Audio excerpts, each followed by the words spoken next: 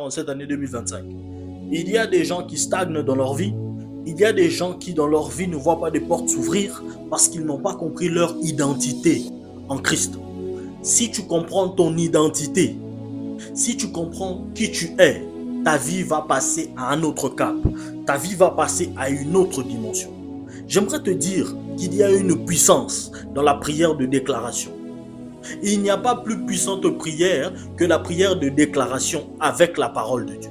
Lorsque tu prends la parole de Dieu et que tu te mets à déclarer avec la parole de Dieu, il n'y a rien de plus puissant que cela. Écoute mon frère, écoute ma soeur. Il est temps pour toi de commencer à déclarer. Il est temps pour toi d'arrêter de demander, mais il est temps pour toi de commencer à déclarer. La vie chrétienne a différentes dimensions. La Bible nous parle dans Ézéchiel 37:1. Le Seigneur dit au prophète, prophétise sur ses ossements. Lorsque tu es en train de déclarer, tu es en train de prophétiser sur ta vie. Pourquoi le Seigneur dit à Ézéchiel, prophétise, toi prophétise Ézéchiel? Pourquoi le Seigneur lui-même ne vient pas directement parler aux ossements et dire aux ossements desséchés, prenez vie? Il lui dit, prophétise selon ma parole. Il est là en train de faire comprendre à Ézéchiel son identité. Il est là en train de faire comprendre à Ézéchiel qu'il y a quelque chose en lui qui emmène la vie. La Bible dira, la langue a pouvoir de vie et de mort. Écoutez bien, la Bible dit, Jésus dira, je suis venu afin que mes brebis aient la vie. Et que cette vie, il est en abondance. On ne donne que ce qu'on a reçu.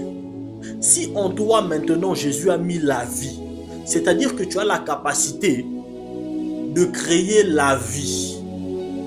Je ne sais pas si tu comprends ce que je suis en train de dire. Je vais te donner un autre exemple. À l'intérieur de toi, il y a la capacité de procréer, d'avoir un enfant. Ainsi, tu peux avoir un enfant. Tu ne vas pas aller demander à quelqu'un, est-ce que je peux avoir un enfant? Tu as en toi la capacité d'avoir un enfant.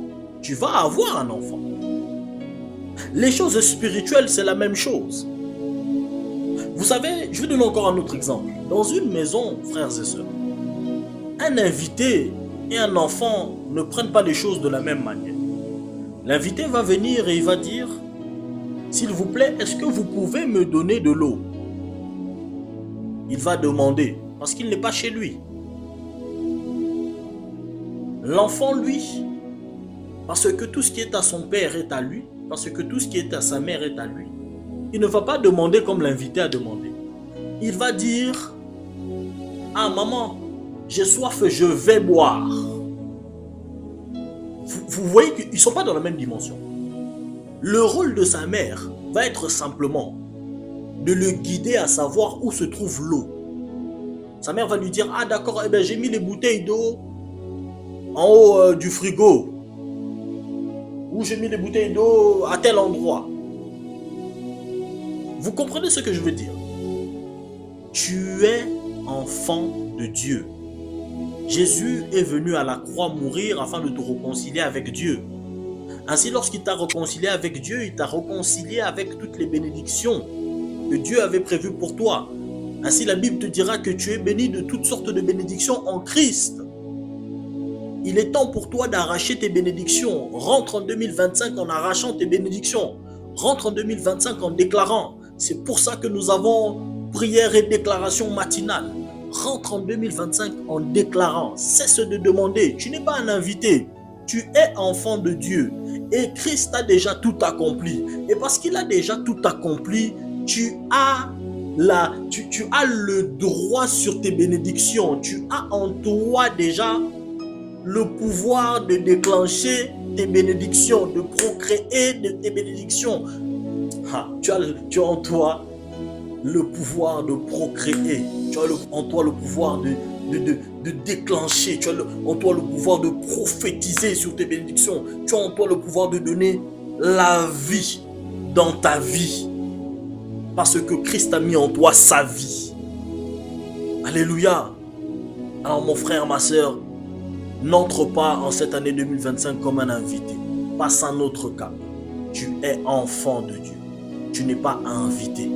Tu es enfant de Dieu.